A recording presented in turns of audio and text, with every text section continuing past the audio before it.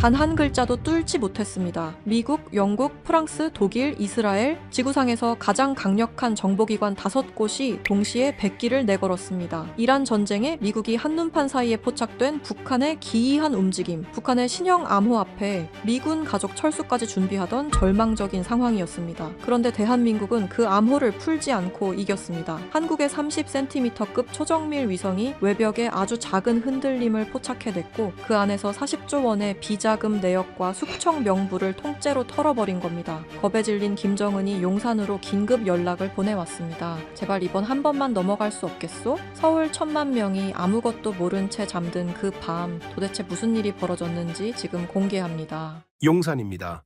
착탄 예상 지점은 용산. 누군가의 외침이 상황실 전체를 관통했습니다. 저는 콜린 하트입니다. 51살.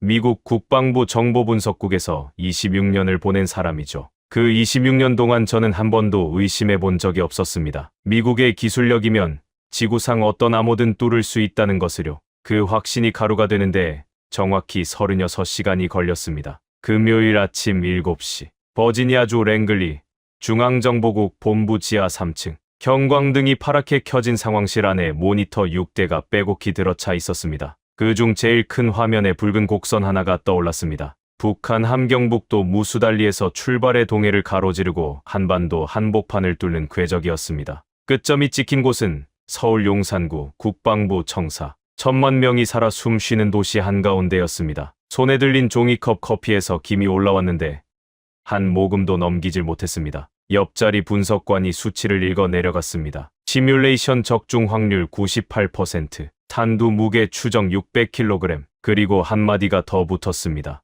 핵탄두 탑재 확률 80% 이상. 상황실 안의 공기가 통째로 얼어붙었습니다. 20명이 넘는 분석관 가운데 입을 여는 사람이 아무도 없었습니다. 26년 경력에 이런 적은 한 번도 없었습니다. 발사 가능 시점은 누군가 겨우 물었습니다. 48시간 이내. 정밀 시각은 아직 산출 중. 이틀이 채 안 되는 시간. 화면 한켠에 서울 실시간 영상이 잡히고 있었습니다. 그때 서울에선 사람들이 지하철에 몸을 싣고 편의점에서 삼각김밥을 집고 아이 손을 잡고 학교 앞에 서 있었을 겁니다. 자기 머리 위로 핵이 떨어질 수 있다는 사실을 상상조차 못한 채 제가 물었습니다. 북한 신형 통신 암호 해독은 어디까지 진행됐습니까? 돌아온 건 대답이 아니라 침묵이었습니다. 그 침묵 자체가 답이었죠. 미국이 보유한 최상위 등급 슈퍼컴퓨터 3대를 72시간 연속 가동했습니다. 국가안보국 소속 암호학 박사 40명이 매달렸습니다. 결과는 제로. 단 한 줄의 평문도 건져 올리지 못했습니다. 바로 그 순간 상황실 철문이 밀리면서 한 여자가 들어왔습니다. 다이앤 포스터 국장, 57세. 국방부 정보국을 22년간 지휘해 온 사람이었습니다. 그런데 그날 아침 그녀의 얼굴은 제가 본 적 없는 빛깔이었습니다. 눈밑이 푸르게 내려앉았고 입술이 바짝 말라 있었습니다. 밤새 1시간도 못 눈을 붙인 게 역력했습니다. 전원 주목하십시오. 그녀의 목소리가 상황실을 눌렀습니다. 1시간 뒤 국방부 브리핑룸에서 5개국 정보기관 수장회의가 소집됩니다. 미국, 영국, 프랑스, 독일, 이스라엘. 세계에서 가장 강력한 암호 분석 역량을 가진 5나라였습니다. 영국 정보통신본부는 수십 년간 평양발 전파를 감청해왔고 이스라엘 모사드는 북한 암호 체계에 관한 한 지구상 어디에도 뒤지지 않는다고 자부하는 조직이었죠. 하지만 포스터 국장이 내뱉은 다음 말이 강 안의 숨통을 완전히 틀어막았습니다. 솔직하게 말씀드리겠습니다. 지난 72시간 동안 5나라 전부가 북한의 새 암호를 해독하는 데 실패했습니다. 한 줄도, 단 한 글자도 뚫지 못했습니다. 다시 침묵. 제 옆에 앉은 타라 윤이 작게 숨을 뱉었습니다. 34살. 저보다 17년은 어렸지만 암호 패턴 분석에서는 천재라는 수식어가 늘 따라다니는 분석관이었습니다. 그런데 타라에게는 대부분의 동료가 모르는 사실이 하나 있었습니다. 어머니가 함경도 출신 이산가족이라는 것, 외할머니가 아직 저쪽에 살아 계신다는 것. 그게 이 이야기에서 왜 중요한지는 나중에 말씀드리겠습니다. 우리가 도대체 뭘 빠뜨리고 있는 걸까요? 타라가 중얼거렸습니다. 포스터 국장이 상황실을 천천히 훑었습니다. 벽면 모니터에는 수식과 파형 분석, 그래프, 주파수 스펙트럼, 신호 잔해들이 빼곡했습니다. 수백억 달러를 쏟아부은 장비들, 인류 최고의 두뇌들이 뽑아낸 알고리즘들, 전부 소용이 없었습니다. 여러분, 포스터 국장이 입을 열었습니다. 목소리에 무게가 실렸습니다. 지금까지 우리는 이 문제를 수학으로만 풀려고 했습니다. 연산 속도를 높이고 알고리즘을 정밀하게 다듬고 슈퍼컴퓨터에 더 많은 전력을 먹이는 방식으로. 하지만 한 가지를 잊고 있었습니다. 그녀가 모니터를 등지고 우리를 똑바로 봤습니다. 암호란 결국 사람의 머릿속에서 나오는 겁니다. 논리가 아니라 심리입니다. 우리가 놓친 건 코드가 아니에요. 그 코드를 짜낸 인간의 공포, 습관, 집착을 못 읽은 겁니다. 그 말이 가슴 한가운데를 묵직하게 짓눌렀습니다. 동시에 의문이 번졌습니다. 26년 내내 데이터와 숫자를 신봉해온 제게 심리라는 단어는 너무 흐릿하고 막연했습니다. 48시간 안에 돌파구를 열어야 합니다. 포스터 국장이 단호하게 말했습니다. 지금까지와 똑같은 방법으로는 절대 안 됩니다. 근본부터 뒤집어야 합니다. 국장이 상황실을 빠져나가자 타라가 제 쪽을 돌아봤습니다. 국장님 말씀이 맞을 수도 있어요. 하트 선배. 조심스러운 어조였습니다. 저는 고개만 끄덕였습니다. 확신은 없었습니다. 20년 넘게 쌓아올린 방법론이 통째로 부정당하는 기분이었으니까요. 그런데 바로 그 순간 제보한 단말기에 속보 한 줄이 떴습니다. 무수달리 발사 기지에서 미사일 연료 주입이 개시되었습니다. 심장이 내려앉았습니다. 연료 주입은 발사 준비의 마지막 단계입니다. 한 번 들어가면 되돌릴 수 없습니다. 포스터 국장의 목소리가 내부 통신으로 곧바로 날아왔습니다. 전원에게 알립니다. 예상 발사 시각이 앞당겨졌습니다. 48시간이 아닙니다. 36시간. 내일 밤 9시. 36시간. 내일 밤. 서울의 토요일 저녁이면 아침에는 퇴근 인파와 약속을 잡은 사람들로 거리가 가득 찰 시간이었습니다. 그 시간에 핵이 떨어진다면 이란과의 전쟁이 3주째 접어들면서 미국 정보 역량의 절반 이상이 중동에 묶여 있었습니다. 호르무즈 해협이 봉쇄 직전이었고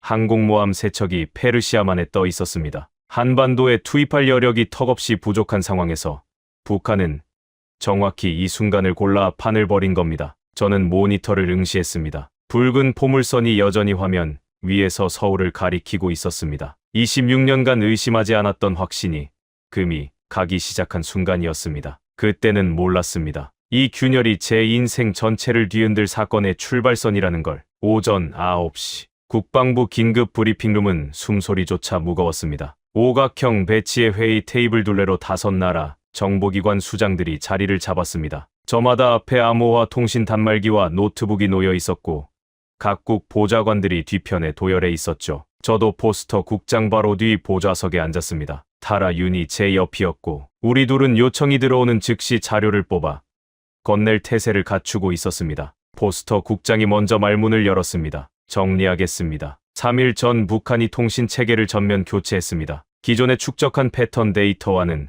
구조 자체가 다릅니다. 우리 보유 해독 프로그램 전부가 무력화됐습니다. 영국 정부통신본부 수장 헬렌 크로스가 고개를 끄덕였습니다. 48세. 얼음을 깎아 놓은 것 같은 표정이었습니다. 동일한 결론입니다. 슈퍼컴퓨터 3대를 48시간 끊김없이 돌렸는데도 평문 한 글자 건지지 못했습니다. 프랑스 대표가 길게 한숨을 내쉬었습니다. 단순한 암호 변경이 아닙니다. 설계 자체가 완전히 새롭습니다. 솔직히 말하면 이건 마치 우리의 해독 절차를 사전에 분석한 뒤 거기에 맞춰서 만든 것처럼 보입니다. 그 한마디에 브리핑룸이 조용해졌습니다. 북한이 서방 5개국의 암호 해독 기법을 역분석했다는 뜻이었습니다. 생각하기 싫었지만 가능성을 배제할 수도 없었습니다. 이스라엘 모사드 대표가 입을 열었습니다. 20년 넘게 평양발 전파를 감청해왔습니다. 그러나 이번 거는 차원이 다릅니다. 물리적 계층부터 잠겨 있어요. 전파 신호의 주파수와 위상을 자체적으로 뒤섞은 겁니다. 물리적 계층 암호화. 쉽게 말하면 전파 자체를 변조해서 정보를 숨기는 기술입니다. 통상적인 해독 소프트웨어로는 신호의 접근조차 알 수 없는 구조였습니다. 독일 연방정보부 대표가 탁자를 짧게 두드렸습니다. 시간이 없습니다. 36시간 안에 발사 명령이 내려질 겁니다.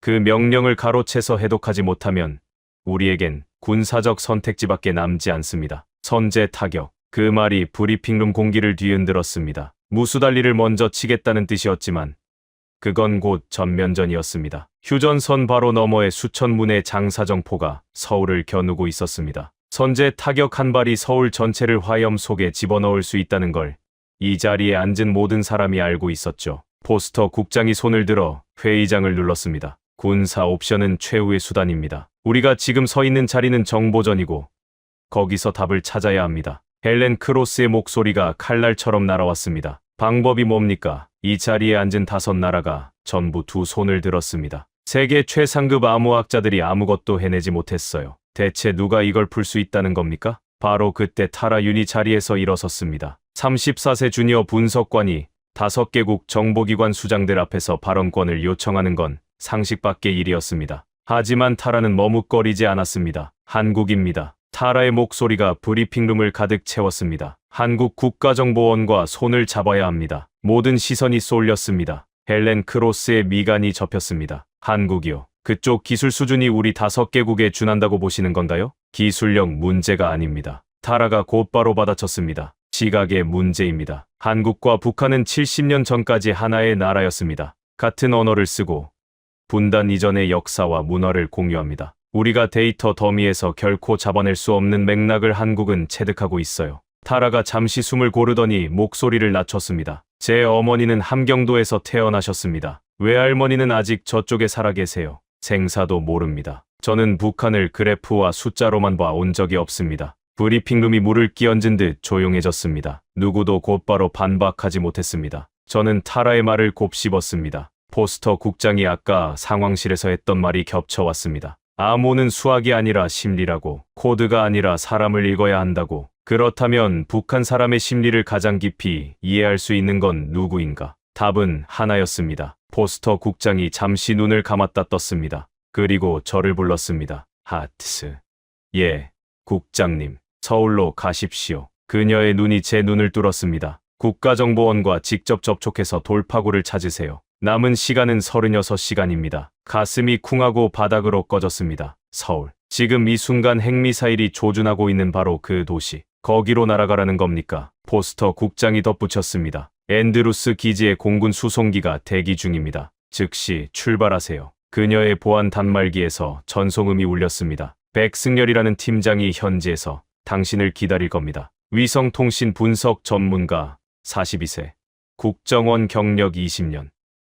이란 전쟁 때문에 중동에 정보 역량이 쏠린 마당에 한반도까지 커버할 여력이 없다는 걸 이 방에 모두가 알고 있었습니다. 호르무즈 해협 봉쇄 위기가 유가를 하루 단위로 끌어올리고 있었고 미국 항모 세척이 페르시아만에 묶여 있었습니다. 5개국이 동시에 2개의 전선을 감당하는 건 불가능에 가까웠습니다. 그래서 새로운 파트너가 필요했던 겁니다. 5개국 바깥에서 기존과는 완전히 다른 눈을 가진 곳에서 브리핑룸을 나서자 복도가 소란했습니다. 국방부 직원들이 서류 뭉치를 안고 바삐 오갔습니다. 타라가 뒤를 따라오며 제 팔을 잡았습니다. 정말 괜찮으세요, 선배? 걸음을 멈추고 돌아봤습니다. 괜찮다는 게 어떤 뜻이죠? 서울이요. 핵이 겨눈 도시잖아요. 36시간 뒤면. 타라의 목소리가 가늘게 떨렸습니다. 저는 대답 대신 물었습니다. 다른 선택지가 있나요? 타라가 고개를 저었습니다. 없죠. 그래서 가는 겁니다. 타라가 한 발짝 더 다가왔습니다. 제가 한국을 말한 건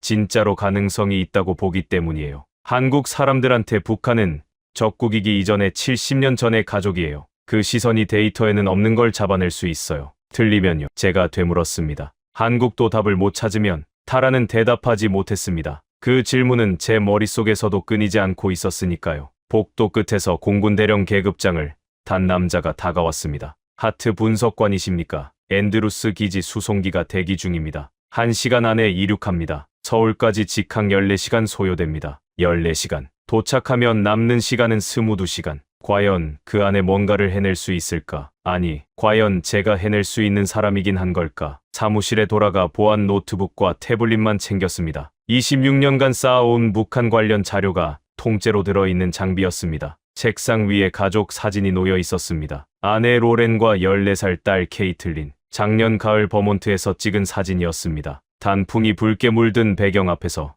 둘이 나란히 웃고 있었습니다. 한참을 바라보다가 사진을 내려놓고 문을 나섰습니다. 뒤돌아보면 발이 묶일 것 같았습니다. 앤드루스 기지로 향하는 차 안에서 창밖을 내다봤습니다. 워싱턴의 하늘은 맑았습니다. 평범한 금요일 아침이었습니다. 이 도시의 사람들은 지금 북한이라는 단어를 뉴스 헤드라인에서나 스치듯 보겠죠. 하지만 36시간 뒤 지구 반대편 도시 하나가 사라질 수도 있다는 사실은 아무도 모르고 있었습니다. 차 안에서 저는 백승열이라는 이름을 속으로 되뇌었습니다. 처음 듣는 이름, 만나본 적도 없는 사람. 이 사람이 5개국이 뚫지 못한 벽에 금을 낼 수 있을까요? 아니면 이것도 결국 허탕으로 끝나는 걸까요? 답을 모른 채로 차는 기지를 향해 달렸습니다. 뒤에 남겨진 건 붉은 포물선이 찍힌 모니터와 아직 전화 한 통 하지 못한 아내의 이름뿐이었습니다. T-17 수송기의 엔진이 활주로를 울리는 순간 몸 전체가 진동했습니다. 넓은 화물칸에 좌석 하나가 덩그러니 놓여 있었고 거기 앉은 건 저 혼자뿐이었습니다. 안전벨트를 잠그자 돌이킬 수 없다는 감각이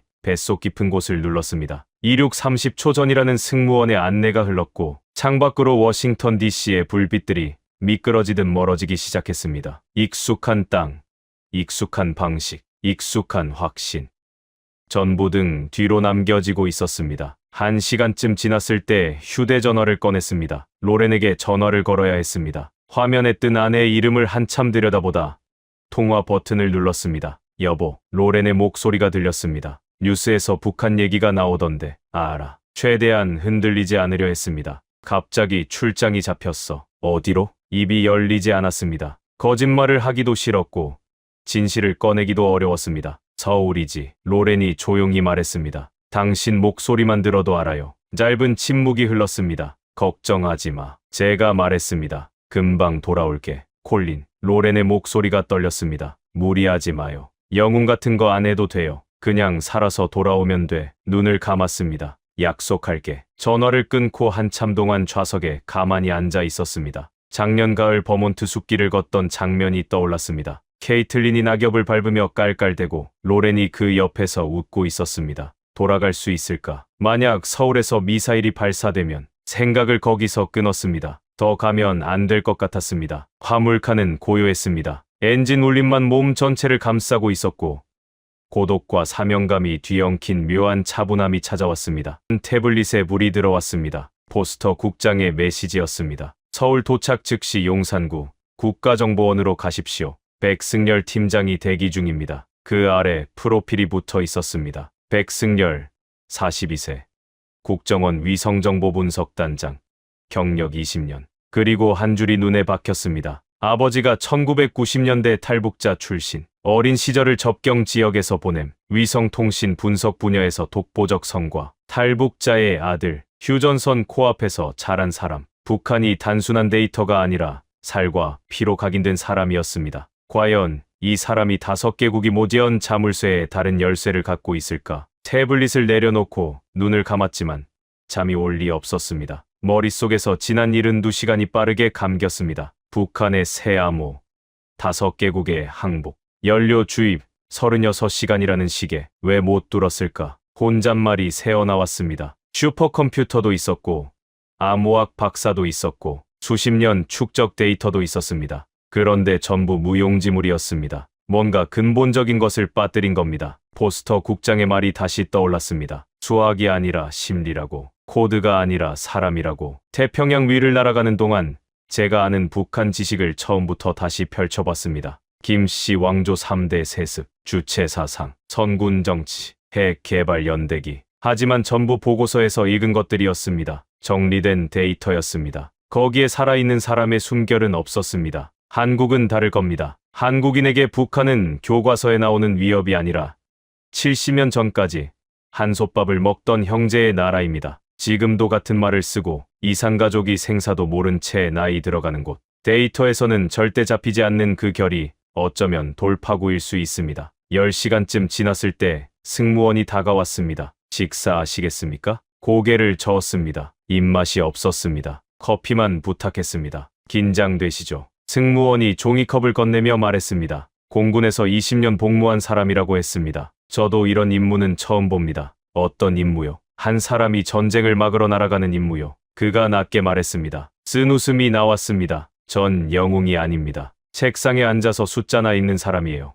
그래도 가고 계시잖습니까? 승무원이 담담하게 말했습니다. 그게 중요한 거 아닐까요? 커피를 홀짝이며 창밖을 봤습니다. 구름 너머로 새날의 해가 올라오고 있었습니다. 태평양 한가운데 하늘과 바다의 경계가 주황빛으로 번지고 있었습니다. 태블릿이 다시 울렸습니다. 타라 윤이었습니다. 선배, 새 정보 들어왔어요. 북한 내부 통신량이 급격히 뛰고 있어요. 평소 대비 4배. 뭔가 큰 움직임이 있는 것 같아요. 가슴이 철렁했습니다. 발사가 앞당겨진 건 아니죠? 확정은 아니에요. 하지만 패턴이 평시와 완전히 달라요. 손목 시계를 봤습니다. 서울까지 4시간 남았습니다. 제발 그 안에 아무 일도 일어나지 않기를. 해가 떠오르는 쪽을 바라보며 속으로 빌었습니다. 인천국제공항에 내린 건 현지 시각 오후 2시였습니다. 입국장을 빠져나오자 양복 차림의 남자 둘이 기다리고 있었습니다. 한 명이 유창한 영어로 물었습니다. 하트 분석관이십니까? 맞습니다. 국가정보원에서 나왔습니다. 차량 준비돼 있습니다. 검은색 세단에 올라 서울로 달렸습니다. 고속도로 양옆으로 아파트 단지가 끝도 없이 펼쳐졌습니다.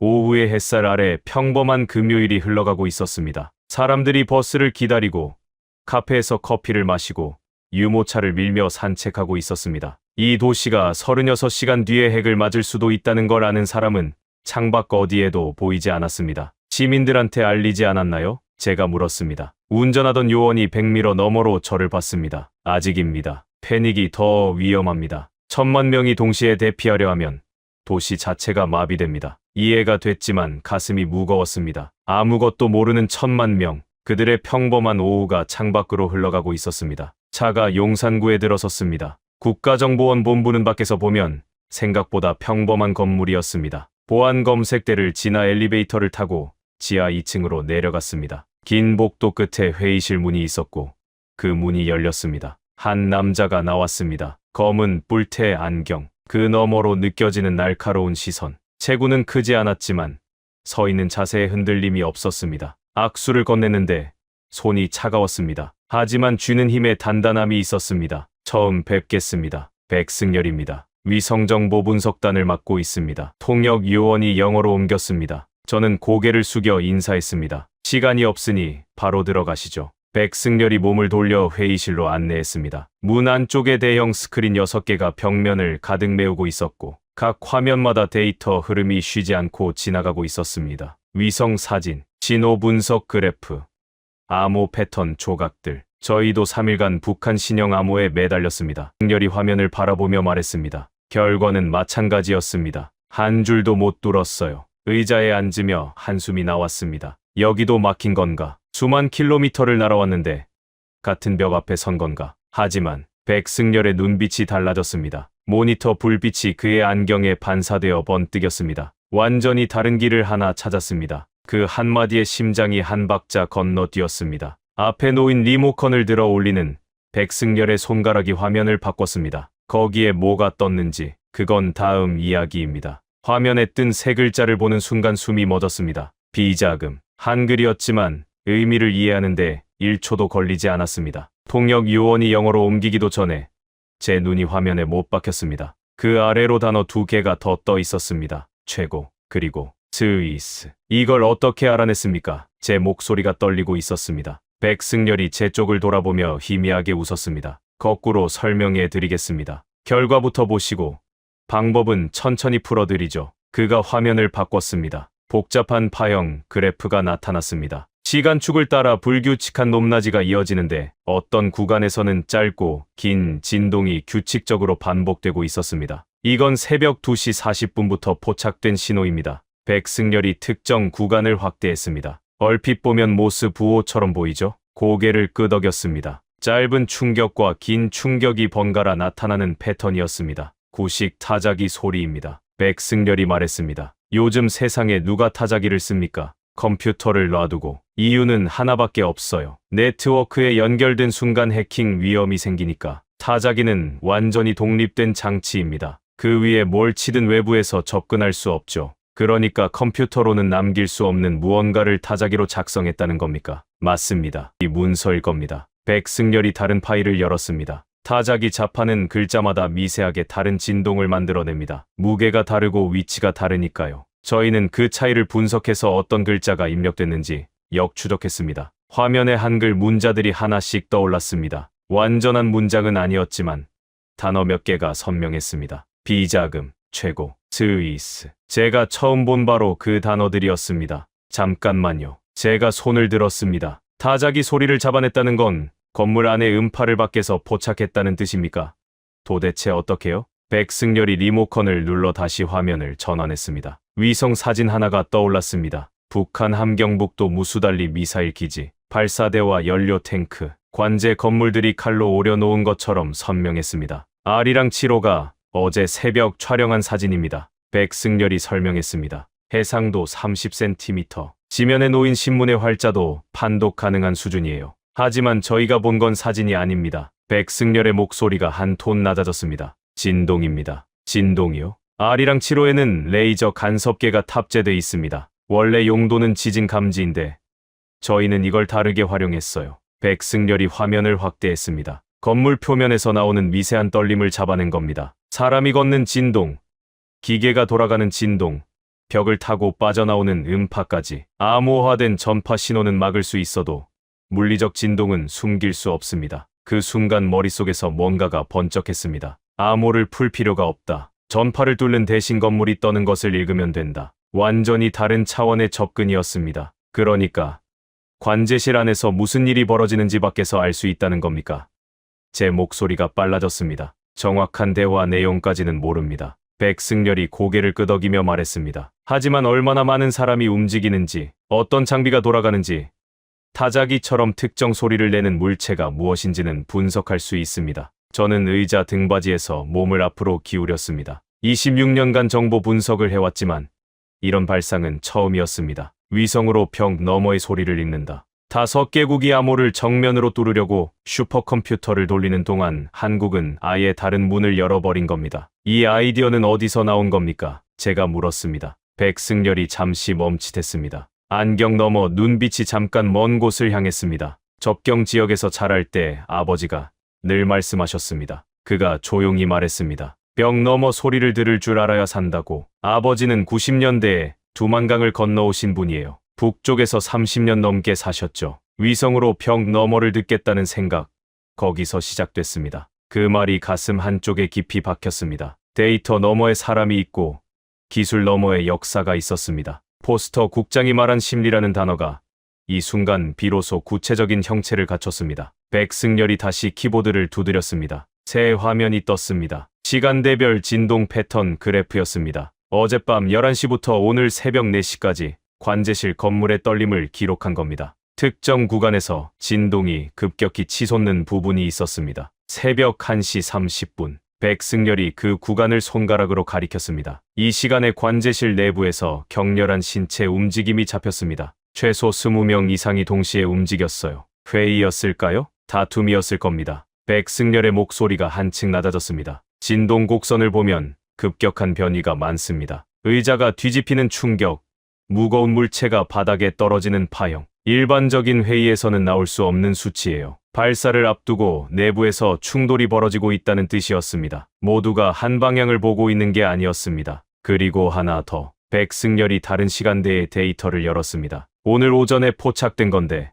숙청이라는 단어가 나왔습니다. 화면에 단어들이 떠올랐습니다. 군부, 반대파, 제거. 등줄기를 타고 한기가 내려왔습니다. 미사일 발사를 앞두고 반대 세력을 솎아내고 있다는 뜻이었습니다. 하지만 이건 기회일 수도 있습니다. 백승열이 제 눈을 똑바로 봤습니다. 내부가 갈라져 있다는 거예요. 전원이 발사에 동의하는 게 아닙니다. 누군가는 이걸 막고 싶어 할 겁니다. 저는 천천히 고개를 끄덕였습니다. 그 사람들을 찾아야 한다는 뜻이군요. 맞습니다. 암호를 못 뚫어도 안에서 무너뜨릴 수는 있어요. 그 순간 백승열이 키보드를 한 번 더 쳤습니다. 화면에 전혀 다른 데이터가 나타났습니다. 진동 패턴 그래프 한쪽 귀퉁이에 미세하지만 규칙적으로 반복되는 점 하나가 찍혀 있었습니다. 이건 뭡니까? 제가 물었습니다. 관제실과 별도 건물 사이를 반복해서 오가는 단독 인원 한 명이 포착됐습니다. 백승열이 그 점을 확대했습니다. 동선이 아주 독특해요. 관제실에 15분간 머물다가 외곽 건물로 이동하고 거기서 20분 있다가 다시 돌아옵니다. 새벽 1시부터 4시까지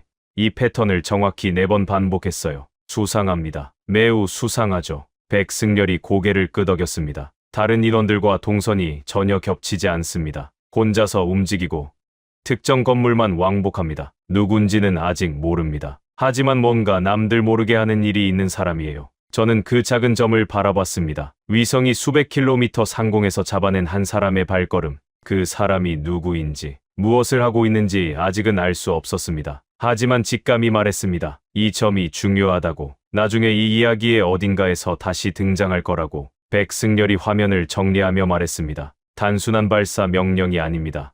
하트씨, 비자금, 숙청, 내부 충돌, 미사일 뒤에 훨씬 더 큰 뭔가가 숨어 있어요. 저는 의자에 깊이 기대며 머릿속을 정리했습니다. 30cm 해상도의 위성이 건물의 떨림을 잡고 그 떨림에서 타자기 소리를 읽고 타자기 소리에서 비밀 자금의 흔적을 추출해냈습니다. 5개국이 정면으로 뚫으려다 깨진 벽을 한국은 아예 돌아간 겁니다. 벽을 부수는 대신 벽이 떨리는 것을 들은 겁니다. 26년 경력의 저로서는 경험한 적 없는 발상이었습니다. 동시에 한 가지 확신이 생겼습니다. 이 사람과 함께라면 뭔가가 가능할지 모른다. 그런데 백승열이 실시간 피드를 띄운 순간 화면이 완전히 달라졌습니다. 관제실 하나가 아니었습니다. 북한 전역에서 신호가 폭발하고 있었습니다. 여러 건물, 여러 도시, 동시다발적으로 그래프가 비정상적으로 치솟았습니다. 뭡니까 이건? 제가 자리에서 일어서며 물었습니다. 백승열의 얼굴이 굳어졌습니다. 전면적인 움직임입니다. 최소 300명 이상이 한꺼번에 이동하고 있어요. 관제실만이 아닙니다. 군막사, 통신소, 지하 벙커까지 전부. 그의 손이 키보드 위에서 빠르게 움직였습니다. 새 데이터가 화면을 가득 채웠습니다. 제가 본 것은 그저 시작이었습니다. 8시간, 10분 전까지만 해도 36시간이 남아 있었습니다. 그 시간이 어떻게 순식간에 녹아내렸는지 말씀드리겠습니다. 백승열의 휴대전화가 울렸습니다. 짧은 통화였지만 그의 얼굴이 1초 만에 하얗게 질렸습니다. 전화를 끊고 돌아선 그가 내뱉은 말에 회의실 전체가 얼어붙었습니다. 김정은 음성이 직접 잡혔습니다. 발사 명령을 내리고 있어요. 지금 당장이요? 예정 시각이 앞당겨졌습니다. 오늘 밤 11시, 8시간 후입니다. 제 온몸에서 힘이 빠졌습니다. 벽에 등을 기대고 깊은 숨을 삼켰습니다. 서울에 남은 시간이 고작 8시간이라니. 금요일 밤 11시면 도심에는 퇴근한 직장인들, 약속을 잡은 연인들, 아이를 재우는 부모들로 가득할 시간이었습니다. 하지만 지금 이 결과에 도달하기 전 30분 사이에 벌어진 일부터 풀어야 합니다. 백승열이 실시간 피드를 띄웠을 때 북한 전역에서 진동이 폭발하고 있었습니다. 관제실뿐 아니라 군막사, 통신소, 지하 벙커에서 동시다발 신호가 솟구쳤습니다. 300명 이상이 한꺼번에 움직이는 규모였습니다. 이건 발사 준비 패턴이 아닙니다. 백승열이 그래프를 확대하며 말했습니다. 군사 작전과 동선이 다릅니다. 이건 그가 말을 멈췄습니다. 새 데이터가 화면에 올라왔기 때문입니다. 김정은이 머무는 것으로 추정되는 지하 벙커에서 비정상적 진동이 포착됐습니다. 여러 사람이 동시에 움직이고 무거운 물체가 끌리고 금속성 충격파가 연속으로 찍혔습니다. 총성입니다. 백승열이 조용히 말했습니다. 벙커 안에서 총소리가 나고 있어요. 심장이 미친 듯이 뛰었습니다. 내부 쿠데타입니까? 가능성이 높습니다. 백승열이 다른 화면을 불러왔습니다. 하지만 지금 이 진동만으로는 누가 이기고 있는지 알 수 없어요. 그때 미국 국가안보국에서 연락이 왔습니다. 백승열이 전화를 받고 표정이 더 심각해졌습니다. 북한 통신망 전체가 10분 전부터 끊겼습니다. 모든 신호가 사라졌어요. 누군가 의도적으로 차단한 겁니다. 백승열이 설명했습니다. 내부에서 김정은이 외부와 접촉하지 못하도록 막은 거예요. 쿠데타 세력이 김정은을 고립시키고 있는 겁니다. 저는 그 의미를 곱씹었습니다. 통신이 끊겼다는 건 발사 명령도 전달되지 않는다는 뜻이었습니다. 시간을 벌 수 있었습니다. 문제가 있습니다. 백승열이 다른 화면을 가리켰습니다. 미사일 기지는 독립통신망을 쓰고 있어요. 일반 통신이 죽어도 발사 명령은 별도 회선으로 전달됩니다. 만약 쿠데타가 성공하면 발사가 중단될 수 있었습니다. 하지만 실패하면 김정은은 보복으로 더 빨리 발사 버튼을 누를 겁니다. 그리고 정확히 그 최악이 현실이 됐습니다. 통신이 복구됐습니다. 10분간의 침묵이 깨지고 북한 전역에서 전파가 다시 터져 나왔습니다. 그리고 그 속에서 김정은의 음성이 잡힌 겁니다. 발사 명령. 오늘 밤 11시 쿠데타가 일단 진압됐습니다. 백승열이 태블릿을 내려놓으며 말했습니다. 하지만 잔존 세력이 남아있을 가능성이 있어요. 회의실 안이 납처럼 무거워졌습니다. 국정원 직원 한 명이 숨을 헐떡이며 뛰어들어왔습니다. 발사대가 수직으로 세워졌습니다. 최종 점검 개시. 백승열이 위성 영상을 띄웠습니다. 거대한 미사일이 하늘을 향해 서 있었습니다. 주변으로 기술자들이 개미처럼 분주하게 움직이고 있었습니다. 8시간. 다시 그 숫자로 돌아왔습니다. 하나 남은 카드가 있습니다. 백승열이 이전 화면을 다시 불러왔습니다. 타자기 진동에서 추출한 데이터 중 아직 설명하지 않은 부분이었습니다. 새벽에 포착된 타자기 신호에 비자금 정보 외에 다른 숫자 배열이 있었습니다. 백승열이 특정 부분을 확대했습니다. 16자리 숫자가 화면에 떠올랐습니다. 규칙적이면서도 복잡한 배열이었습니다. 처음에는 계좌번호인 줄 알았는데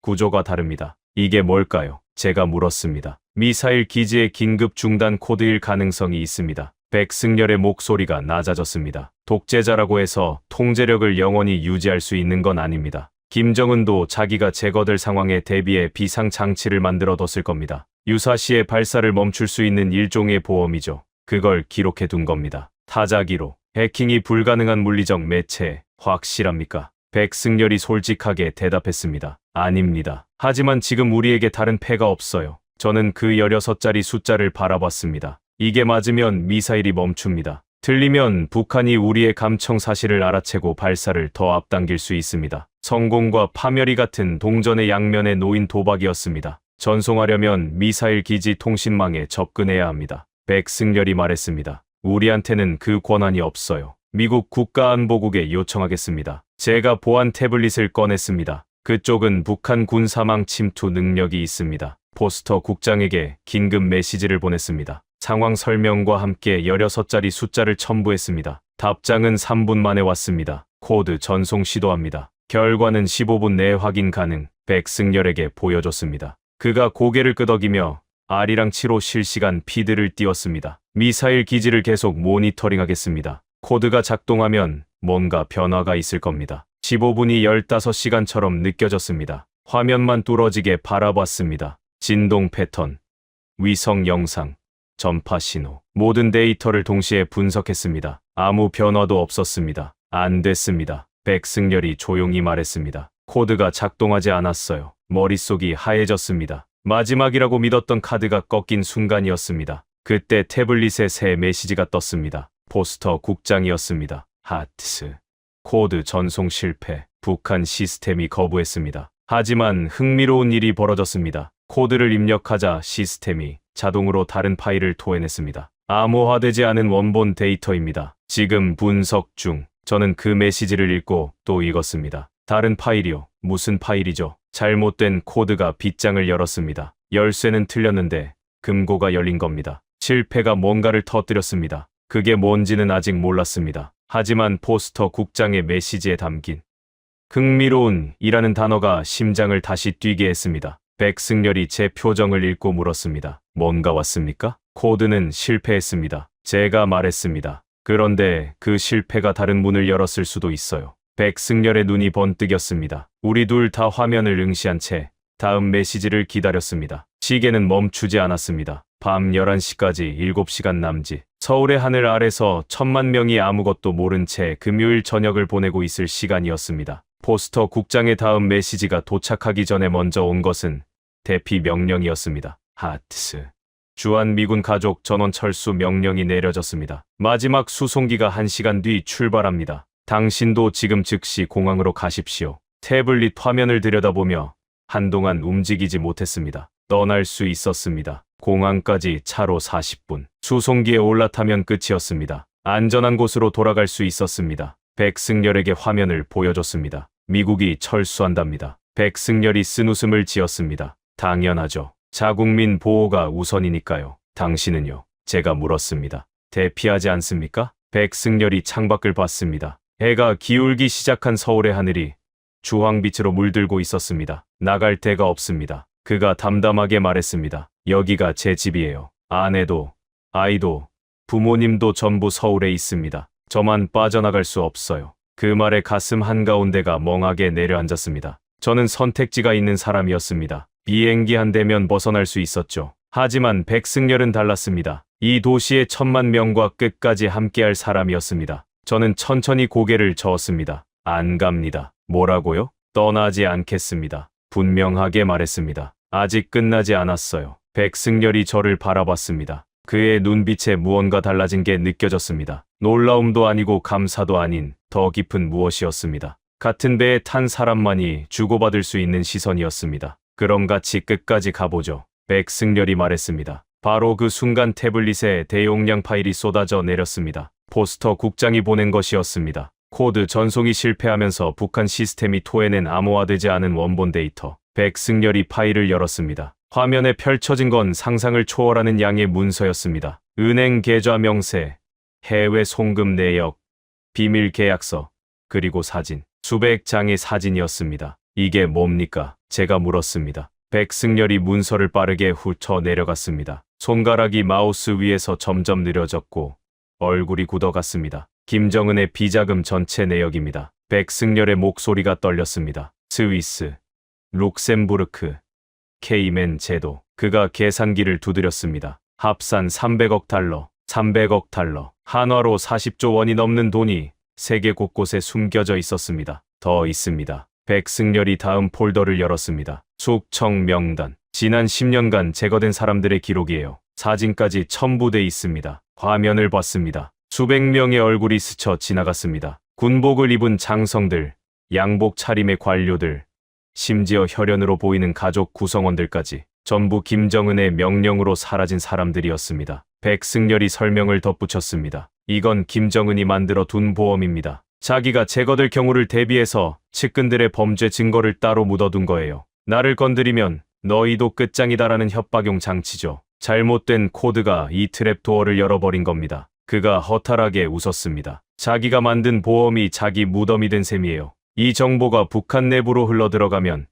김정은 정권은 하루아침에 무너질 수 있었습니다. 300억 달러를 빼돌린 독재자, 수백 명을 죽인 숙청의 증거, 이것만으로도 정권의 정당성이 증발합니다. 하지만 문제가 있었습니다. 시간이 없습니다. 제가 말했습니다. 이 정보를 공개하려면 며칠은 걸릴 텐데 미사일은 7시간 안에 날아옵니다. 백승열이 고개를 끄덕였습니다. 게다가 북한 주민 대부분은 인터넷에 접속할 수 없어요. 내부 인트라넷인 광명망이 있긴 하지만 외부에서는 물리적으로 완전히 차단돼 있습니다. 정보를 전달할 통로 자체가 없는 겁니다. 의자에 주저앉았습니다. 이렇게 거대한 무기를 손에 쥐었는데 쓸 수가 없다니. 열쇠를 찾았는데 문까지 갈 길이 없는 거였습니다. 회의실 밖으로 보이는 창문 너머 서울 시내에 불빛이 하나둘 켜지기 시작했습니다. 평범한 금요일 저녁이었습니다. 사람들은 퇴근하고 저녁을 먹고 주말 계획을 세우고 있을 겁니다. 7시간 뒤에 이 도시가 사라질 수 있다는 걸 아는 사람은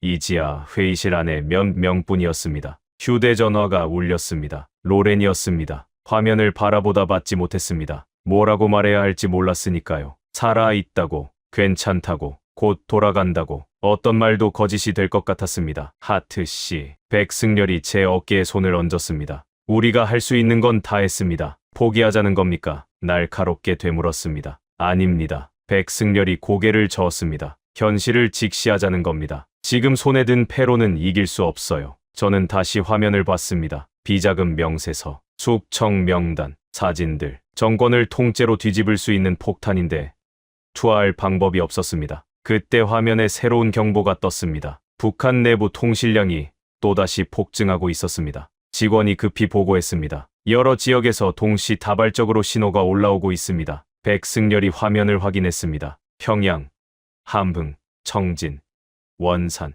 북한 주요 도시 전역에서 신호가 잡히고 있었습니다. 평소의 10배가 넘는 수치였습니다. 이건 뭡니까? 제가 물었습니다. 같은 순간 제 태블릿에도 메시지가 들어왔습니다. 타라 윤이었습니다. 선배, 미국 정찰 위성이 이상한 걸 포착했어요. 북한 여러 도시에서 사람들이 거리로 나오고 있어요. 수천 명씩. 백승열에게 보여줬습니다. 그의 눈이 커졌습니다. 위성 영상 띄워보세요. 제가 말했습니다. 미국 정찰 위성 실시간 피드가 나타났습니다. 평양 김일성 광장이었습니다. 사람들이 모여들고 있었습니다. 100명, 200명, 500명. 숫자가 계속 불어났습니다. 손에 무언가를 들고 있었습니다. 종이였습니다. 전단지 같은 것들이었습니다. 정보가 유출됐습니다. 백승열이 숨을 깊이 들이켰습니다. 비자금 정보가 북한 안으로 들어간 거예요. 어떡해요? 우리는 아무것도 안 했는데. 내부 세력입니다. 백승열이 말했습니다. 쿠데타가 일단 진압됐지만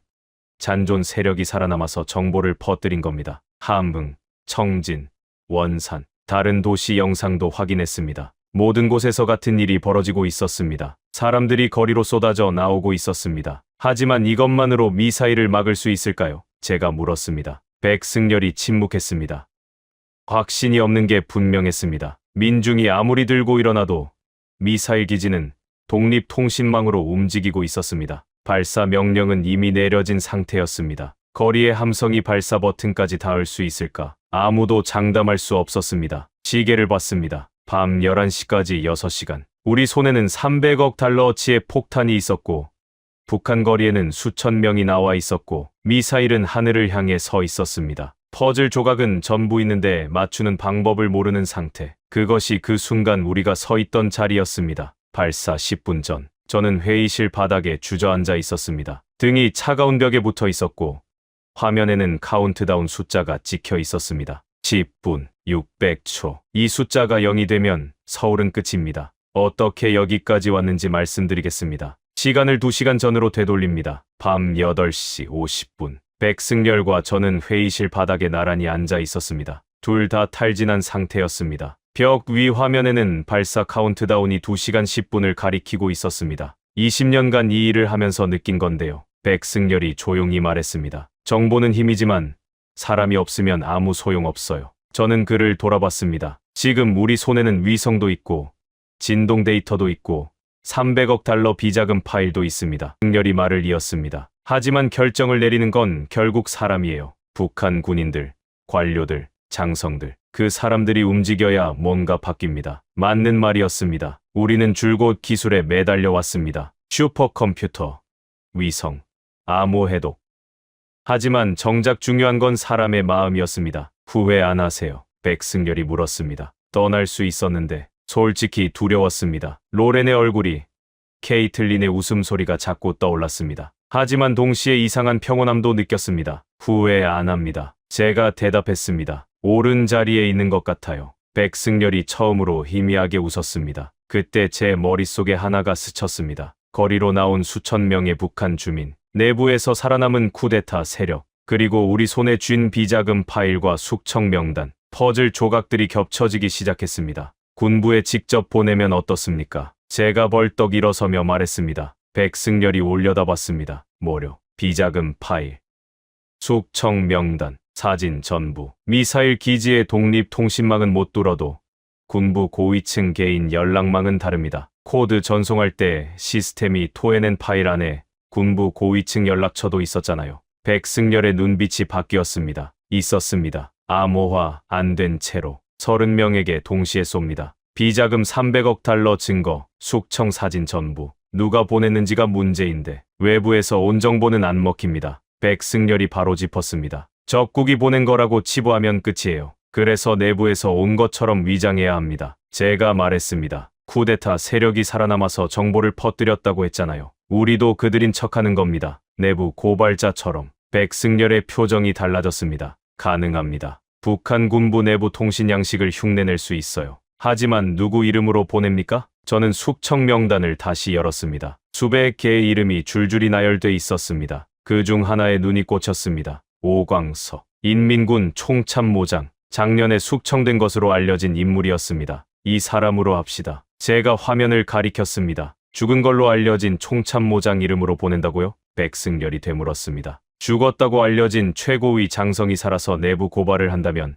군부는 최소한 확인이라도 하지 않겠습니까? 무시할 수 없는 이름이에요. 백승열이 잠시 망설이더니 키보드 앞에 앉았습니다. 해보겠습니다. 그가 메시지를 작성하기 시작했습니다. 비자금 자료와 숙청 명단, 사진 전부를 북한 내부 문서 양식으로 재구성했습니다. 저도 옆에 앉아 도왔습니다. 군부 고위층 30명에게 동시 전송할 메시지였습니다. 동지들에게 고합니다. 백승열이 완성된 문장을 읽어 내려갔습니다. 나는 오광석 총참모장이다. 살아있다. 최고 존엄의 범죄 증거를 공개한다. 비자금 300억 달러. 무고한 동지들의 진실을 직시하라. 저는 그 문장을 보며 숨을 멈췄습니다. 먹힐까? 이 도박이 통할까? 보냅니다. 백승열이 엔터키를 눌렀습니다. 전송 완료. 이제 기다리는 수밖에 없었습니다. 카운트다운은 계속됐습니다. 1시간 10분, 50분, 40분. 아무 변화가 없었습니다. 30분,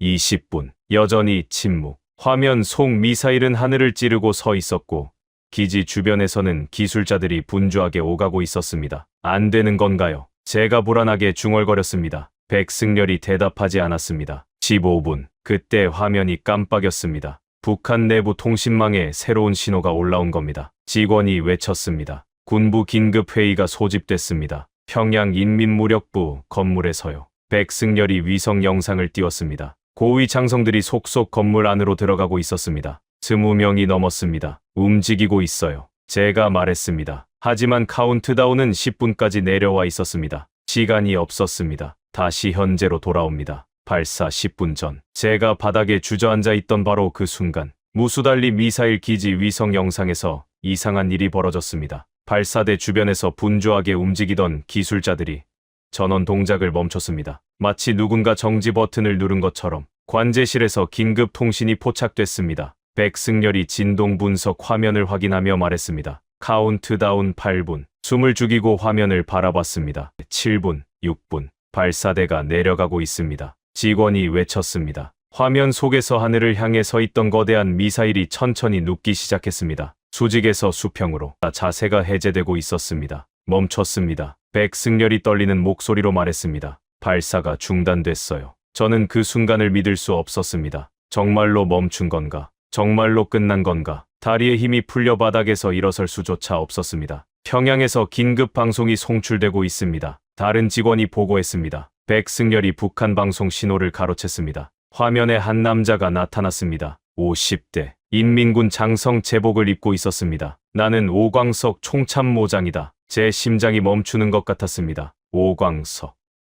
우리가 이름을 빌린 바로 그 사람. 죽은 줄 알았던 그 사람이 살아 있었습니다. 나는 작년에 처형되지 않았다. 오광석이 말을 이었습니다. 숨어서 증거를 모았다. 최고 존엄의 범죄를. 그리고 오늘 동지들과 함께 일어섰다. 기지 지휘권을 장악했다. 발사 중단 명령을 직접 내렸다. 사부에서 진동 분석으로 잡혔던 의문의 인물이 떠올랐습니다. 관제실과 외곽 건물 사이를 반복해서 오갔던 단독 이동자. 새벽 1시부터 4시까지 같은 동선을 정확히 4번 반복했던 그 점. 그게 오광석이었습니다. 숨어서 동료들과 접선하고 증거를 전달하고 있었던 겁니다. 기지 내부에 위장 잠입해 있었기에 가능한 일이었습니다. 우리가 꾸며낸 거짓말이 진실이었습니다. 위장 메시지를 보낸 건 우리였지만 그 이름의 주인은 진짜로 살아서 같은 일을 하고 있었던 겁니다. 화면이 바뀌었습니다. 군 장성 20명 이상이 한자리에 모여 있었습니다. 우리는 인민을 배신한 독재자를 거부한다. 오광석이 선언했습니다. 미사일 발사를 중단했다. 전쟁이 아닌 평화를 선택한다. 김정은은 체포됐다. 그가 마지막으로 말했습니다. 비자금과 숙청의 증거가 공개됐다. 이제 우리는 새로운 길을 간다. 방송이 끝났습니다.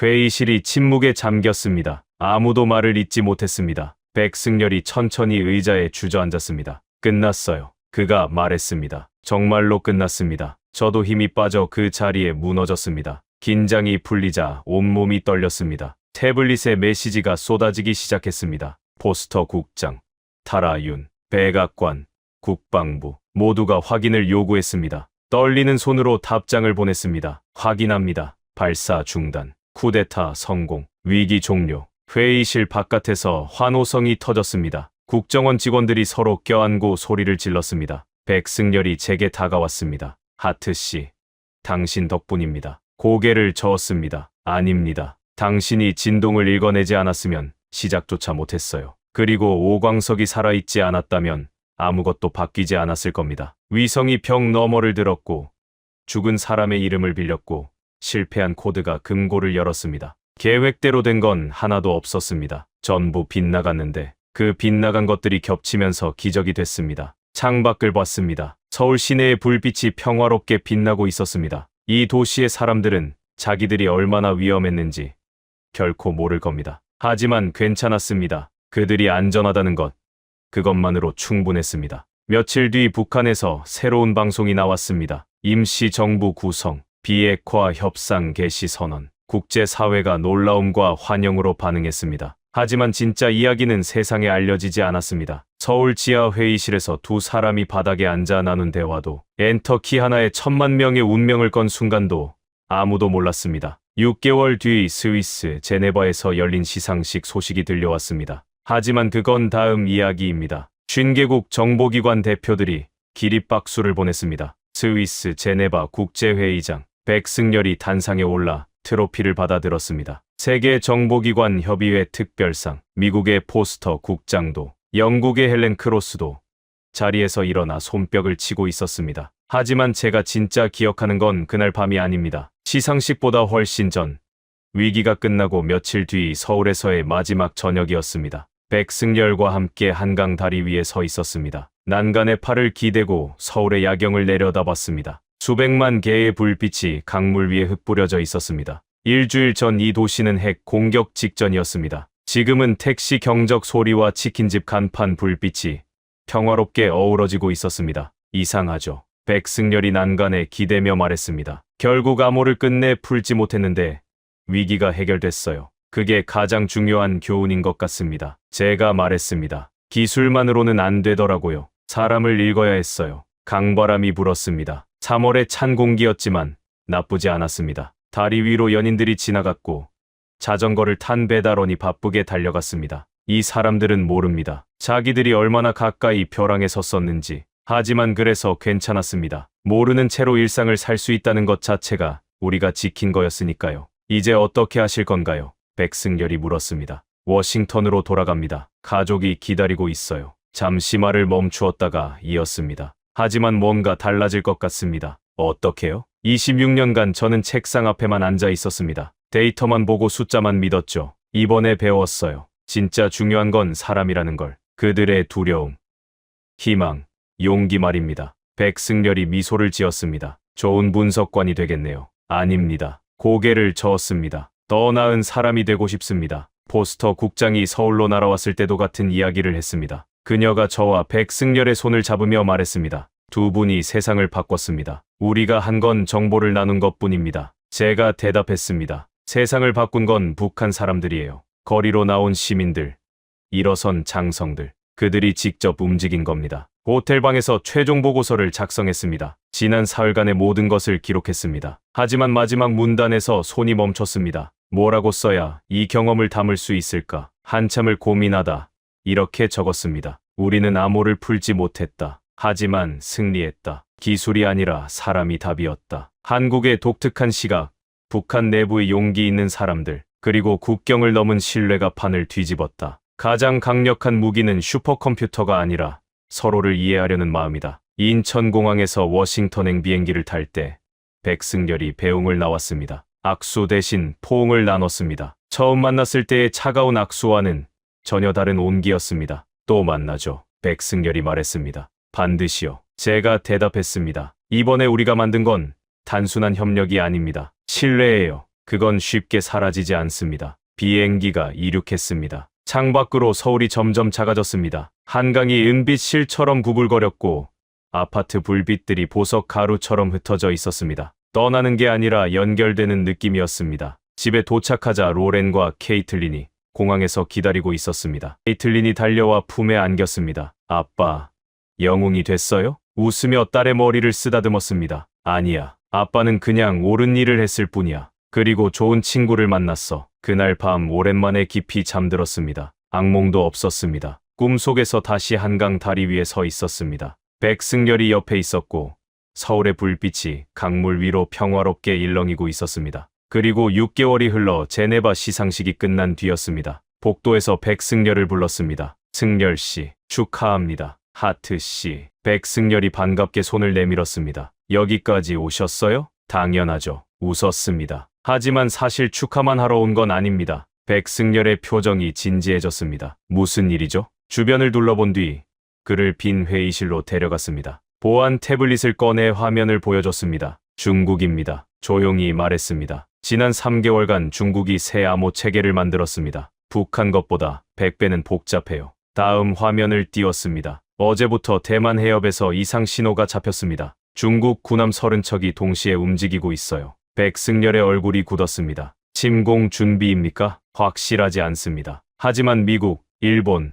호주 전부 같은 신호를 잡았어요. 그런데 아무도 암호를 못 풀고 있습니다. 백승열이 창밖을 바라봤습니다. 알프스 산맥이 저 멀리 보였습니다. 그래서 저를 찾아오신 거군요. 백승열이 말했습니다. 다시 당신의 도움이 필요합니다. 아리랑 8호가 작년에 발사됐죠? 더 정밀한 센서를 탑재했다고 들었습니다. 백승열이 천천히 고개를 끄덕였습니다. 해상도가 저까지 올라갔습니다. 그리고 수중 음파 탐지도 가능해요. 잠수함의 프로펠러 소리까지 잡아냅니다. 그러면 중국 해군 전체를 추적할 수 있겠군요. 할 수 있습니다. 백승열이 확신에 찬 목소리로 말했습니다. 하지만 조건이 있어요. 뭡니까? 이번에는 한국이 주도합니다. 백승열의 눈빛이 날카로워졌습니다. 정보 공유도, 작전 계획도 우리가 중심이 돼야 합니다. 잠시 망설였습니다. 미국 정보기관이 주도권을 넘긴다. 워싱턴이 받아들일까? 하지만 선택의 여지가 없었습니다. 알겠습니다. 한국 주도로 하겠습니다.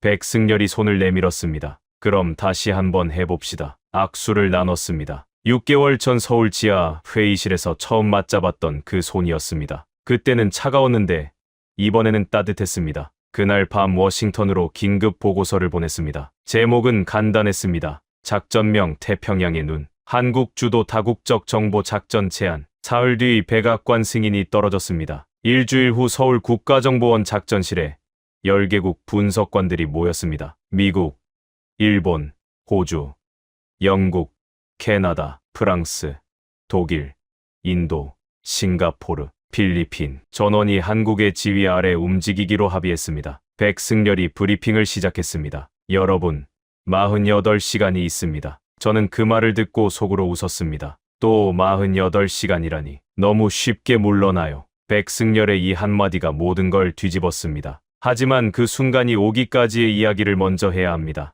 서울 국가정보원 지하 5층. 이번에는 6개월 전보다 더 깊은 곳이었습니다. 최고 보안 등급 작전실. 문이 열리자 벽 전체를 덮은 거대한 스크린이 눈에 들어왔습니다. 대만 해협 실시간 위성 영상이었습니다. 중국 군함 30척이 일렬로 늘어서 있었고 푸젠성 공군 기지에는 전투기 150대가 집결해 있었습니다. 상황이 악화되고 있습니다. 백승열이 설명했습니다. 하지만 북한과 다른 점이 있어요. 중국은 내부 분열이 없습니다. 완벽하게 통제된 군대예요. 중국 경제가 기술 투자와 수출 호조로 반등 신호를 보이던 시기였습니다. 내수 소비 침체와 부동산 불안의 불만을 외부 모험으로 돌리려 한다는 분석이 각국 정보기관 사이에 돌고 있었습니다. 경제적 자신감이 군사적 모험주의로 전환되는 전형적인 패턴이었습니다. 10개국 분석관들이 각자 위치에 앉았습니다. 백승열이 브리핑을 열었습니다. 작전명 태평양의 눈을 게시합니다. 화면에 작전 계획이 펼쳐졌습니다. 1단계. 아리랑 8호로 해협 전역을 정밀 스캔합니다. 2단계. 대만 정부의 정보를 전달하고 방어 작전을 지원합니다. 3단계. 중국 내부 통신을 역추적해서 작전 지휘부 위치를 확인합니다. 일본 방위성 국장이 손을 들었습니다. 중국이 우리의 감청 사실을 알아차리면 어떻게 합니까? 알게 내버려 둡니다. 백승열이 단호하게 말했습니다. 오히려 우리가 전부 파악하고 있다는 걸 보여주는 겁니다. 심리전입니다. 포스터 국장이 고개를 끄덕였습니다. 억지력이 필요합니다. 동의합니다. 작전이 시작됐습니다. 아리랑 8호가 쏟아내는 실시간 데이터가 화면을 가득 채웠습니다. 해상도 15cm. 6개월 전 아리랑 7호보다 2배 정밀했습니다. 거기에 수중 음파 탐지까지 추가됐습니다. 잠수함 프로펠러의 미세한 떨림까지 잡아내는 수준이었습니다. 그런데 아리랑 8호가 해저에서 잡아낸 것은 잠수함이 아니었습니다. 이게 뭡니까? 백승열이 화면을 확대했습니다. 중국 남부 해안 지하에 거대한 콘크리트 구조물이 나타났습니다. 일반 위성으로는 절대 포착할 수 없는 깊이에 있었습니다. 터널입니다. 백승열이 말했습니다. 대만까지 연결된 비밀 통로예요. 최소 10년 전부터 건설해 온 겁니다. 제 등줄기가 서늘해졌습니다. 지상 침공이 아니라 지하 침투라는 겁니까? 맞습니다. 해군과 공군은 눈속임이에요. 특수부대 5,000명이 터널을 통해 대만 본토로 들어갈 겁니다. 백승열이 다른 데이터를 보여줬습니다. 어젯밤부터 터널 내부 진동이 급증했습니다. 침투가 이미 시작된 거예요. 대만은 이 사실을 알고 있습니까? 모릅니다. 백승열이 고개를 저었습니다. 그래서 지금 당장 알려야 합니다. 백승열이 즉시 대만 국가안전국에 전화를 걸었습니다. 북부 해안 긴급 경계 요청합니다. 좌표 전송합니다. 적 특수부대가 지하로 접근 중입니다. 동시에 저는 워싱턴에 보고했습니다. 한밤중이었지만 국가안보 보좌관이 바로 전화를 받았습니다. 증거가 있습니까? 한국 아리랑 8호 위성 데이터입니다. 지금 전송합니다. 30초 뒤 보좌관의 목소리가 떨렸습니다. 확인했습니다. 대통령께 즉시 보고합니다. 모든 게 빠르게 움직였습니다. 터널 입구 확인, 특수부대 이동 속도 계산, 대만 측 출구 위치 특정, 10개국 분석관들이 각자 맡은 영역에서 데이터를 쏟아냈습니다. 1년 전만 해도 상상할 수 없었던 광경이었습니다. 한국이 10개국 정보 작전을 지휘하고 있었습니다. 그러자 예상 밖의 일이 벌어졌습니다. 중국이 물러나기 시작한 겁니다. 터널 내부 진동이 줄어들었습니다. 특수부대가 방향을 바꿔 중국 본토 쪽으로 후퇴하고 있었습니다. 작전실에 안도의 한숨이 퍼졌습니다. 일본 국장이 자리에서 일어났습니다. 확실합니까? 백승열이 데이터를 보여줬습니다. 확실합니다. 후퇴 중입니다. 그때 백승열이 중얼거렸습니다. 너무 쉽게 물러나요. 저도 같은 느낌이었습니다. 백승열이 화면을 계속 바라보며 말했습니다. 10년을 들여 판 터널인데 우리가 발견했다고 바로 포기한다. 중국이 그렇게 단순한 상대가 아닙니다. 다른 경로를 찾아보세요. 백승열이 팀원들에게 지시했습니다. R이랑 8호 전 해역 스캔. 우리가 놓친 게 있을 겁니다. 10분, 20분, 30분이 흘렀습니다. 찾았습니다. 싱가포르 분석관이 외쳤습니다. 화면에 새로운 지점이 표시됐습니다. 대만 북쪽 해역. 첫 번째 터널보다 훨씬 깊은 곳에 두 번째 터널이 있었습니다. 깊이 때문에 발견하기가 더 어려웠던 겁니다. 첫 번째는 미끼였습니다. 백승열이 이를 악물었습니다. 우리가 그걸 찾는 동안 진짜 부대는 두 번째 터널로 이동한 거예요. 대만 출구까지 얼마나 남았습니까? 포스터 국장이 급히 물었습니다. 3km.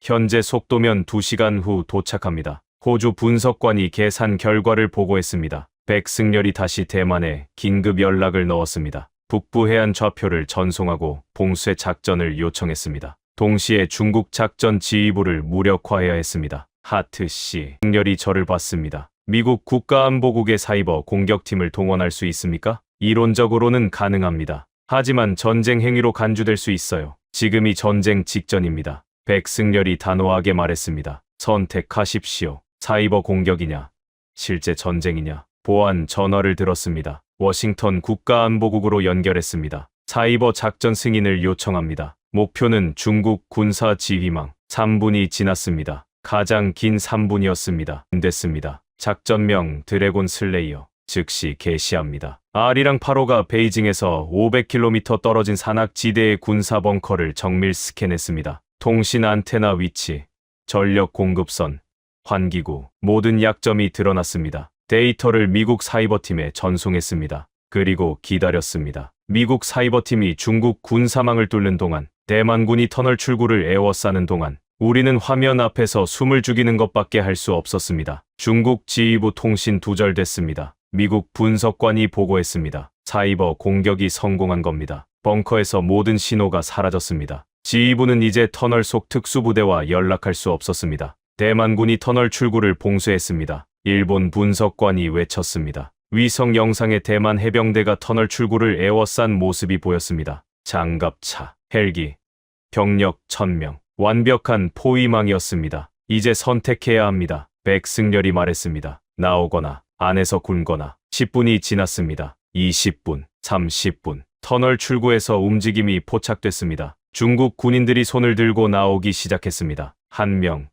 5명, 10명, 50명. 계속 늘어났습니다. 항복하고 있습니다. 백승열이 조용히 말했습니다. 작전실에 박수가 터져 나왔습니다. 10개국 분석관들이 서로 악수하고 포옹했습니다. 포스터 국장이 백승열에게 다가가 두 손으로 악수를 청했습니다. 한국이 해냈습니다. 세계가 빚을 졌어요. 백승열이 고개를 저었습니다. 모두가 함께한 겁니다. 그날 오후 베이징에서 긴급 성명이 나왔습니다. 대만 해협 군사 훈련을 즉각 중단한다. 군함을 철수시킨다. 세계 언론이 들끓었습니다. CNN, BBC, NHK 전부 같은 질문을 던졌습니다. 왜 중국이 갑자기 물러났을까? 하지만 진실을 아는 사람은 많지 않았습니다. 서울 지하 작전실에 있었던 사람들만이 알고 있었습니다. 한국 위성이 바다 밑을 읽었고, 한국의 직감이 미끼를 간파했고, 한국의 지휘 아래 10개국이 움직여서 전쟁을 막았다는 것을. 백승열이 커피를 마시며 창밖의 서울 아침을 바라봤습니다. 저도 옆에 섰습니다. 하트씨, 그가 조용히 말했습니다. 이번엔 북한보다 위험했어요. 알고 있습니다. 왜 이 일을 합니까? 백승열이 물었습니다. 미국 사람이 왜 한국에서 이런 위험을 감수하죠? 잠시 생각했습니다. 1년 전에는 저도 몰랐어요. 하지만 지금은 알겠습니다. 국경은 지도에만 있는 거더라고요. 평화는 모두의 것이니까요. 백승열이 미소를 지었습니다. 좋은 대답입니다. 서울의 아침 해가 작전실 창문을 타고 비스듬히 들어왔습니다. 밤새 긴장했던 열개국 분석관들의 얼굴에 햇살이 내려앉았습니다. 전쟁은 막았지만 세상이 갑자기 평화로워진 건 아니었습니다. 다음 위기는 언제든 올 수 있었습니다. 하지만 이제 한 가지는 확실했습니다. 우리에게는 같이 싸울 사람들이 있다는 것. 출근길 지하철에는 커피 향이 가득했습니다. 한강 둔치에서는 조깅하는 사람들이 늘어서 있었고 초등학교 앞에서는 아이들이 제잘거리며 교문을 통과하고 있었습니다. 서울의 평범한 아침이었습니다. 이 도시에 누구도 몰랐습니다. 2번이나 전쟁의 문턱까지 갔다가 돌아왔다는 것을. 한 번은 핵미사일이, 한 번은 해저 터널이 이 일상을 삼킬 뻔했다는 것을. 하지만 사람들이 모른 채로 살아갈 수 있다는 것. 그 자체가 승리였습니다. 일주일 뒤 백악관에서 기자회견이 열렸습니다. 미국 대통령이 직접 나섰습니다. 대만 해협 위기는 평화적으로 해결됐습니다. 이것은 국제 공조의 승리입니다. 카메라 플래시가 터졌고 기자들이 질문을 쏟아냈습니다. 하지만 공식 발표 어디에도 대한민국의 이름은 크게 등장하지 않았습니다. 워싱턴, 런던, 파리, 도쿄. 각국 정보기관 상황실에서는 같은 질문이 반복되고 있었습니다. 도대체 누가 판을 뒤집은 거야? 답은 내부 보고서에만 있었습니다. 미국 국방부, 영국 정부통신본부, 프랑스 대외안보총국, 일본 방위성. 보고서 서식도 다르고 언어도 달랐지만 맨 윗줄에 적힌 문장은 전부 같았습니다. 결정적 정보 출처, 대한민국. 얘네는 익명의 정보 소스를 인용해 보도했습니다. 이번 위기의 핵심은 새로운 무기가 아니라 보이지 않는 정보를 읽어내는 능력이었다. BBC는 이렇게 표현했습니다. 한국은 전쟁을 막는 법을 다시 정의했다. 일본 방위성 내부 보고서에는 이런 문장이 남았습니다. 앞으로 동아시아 안보의 중심축은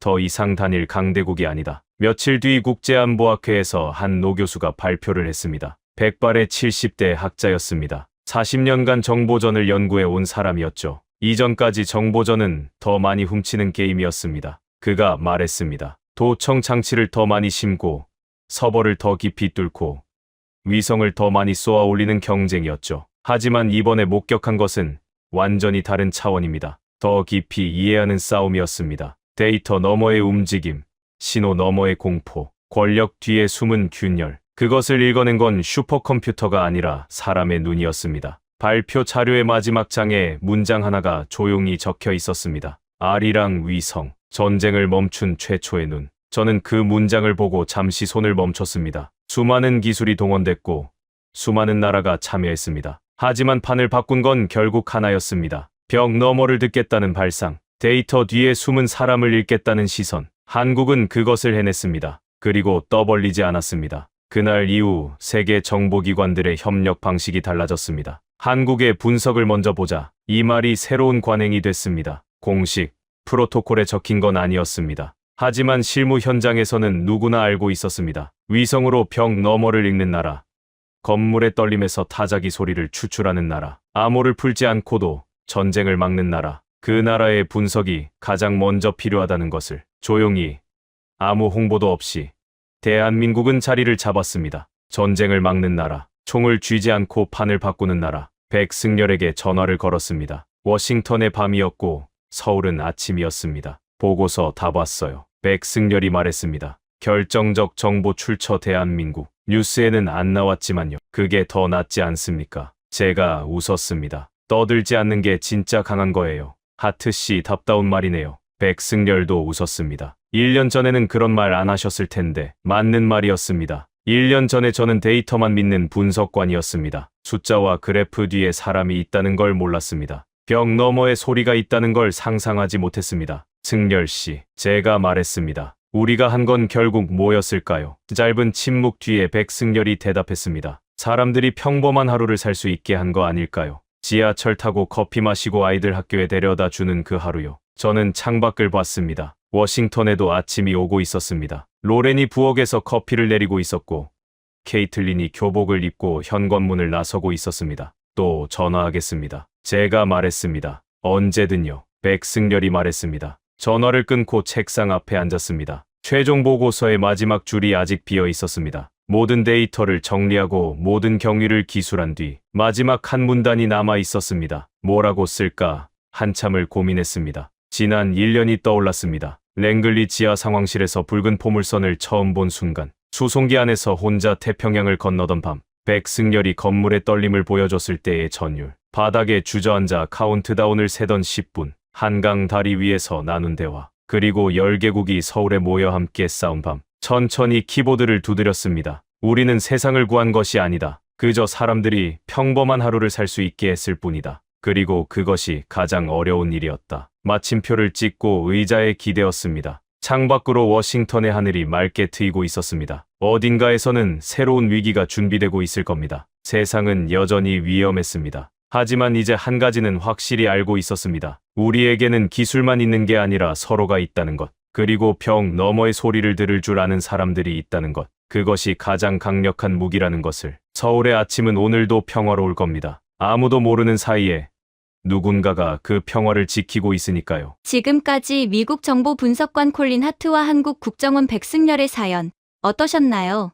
5개국 정보기관이 72시간 동안 뚫지 못한 암호, 30cm 해상도의 한국 위성이 읽어낸 건물의 떨림, 그 떨림 속에서 찾아낸 300억 달러의 비자금과 수청 명단, 그리고 발사 10분 전 엔터 키 하나에 1000만 명의 운명을 건 순간까지 어떤 슈퍼컴퓨터도 풀지 못한 문제를 벽 너머의 소리를 듣겠다는 한 사람의 발상이 풀어냈습니다.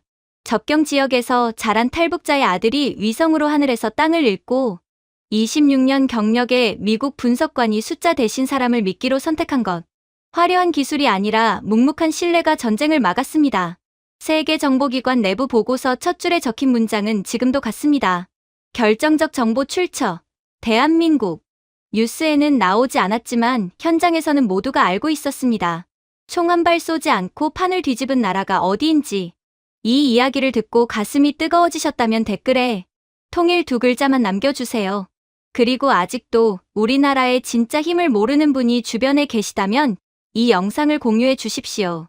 조용히 세계를 지킨 사람들의 이야기가 한 사람이라도 더 많은 분께 닿을 수 있도록 구독과 좋아요는 이런 이야기를 계속 전해드리는 힘이 됩니다. 지금까지 들어주셔서 감사합니다.